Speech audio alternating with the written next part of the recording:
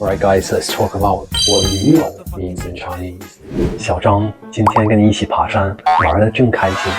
我也是哦，下次再约。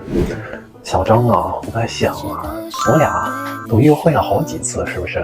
咱们是不是该确定关系啊？什么意思？咱俩没有约会啊！我跟你说清楚啊，咱俩是驴友，知道了吧？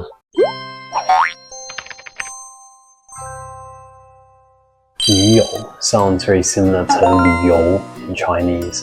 So if we split up 驴友 into these two characters it's made of, is 驴, which is donkey, and 友, which is friend. But because it sounds similar to 旅游, which means to go traveling, we would consider this to be like a friend that you go traveling with.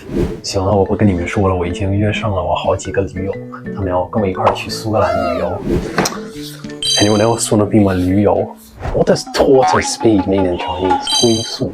口令快点，不然的话我们赶不上火车了。好的，好的，马上。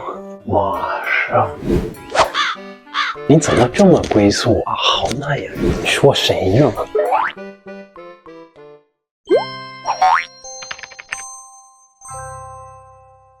龟 means tortoise, and 速 is from 速度, which means speed. This one's pretty easy to get right. It's someone who moves as slow as a tortoise. It can also be used when you're driving. For example, if the person in front of you is driving really slow, you could say, 你怎么开车这么龟速啊？好烦啊！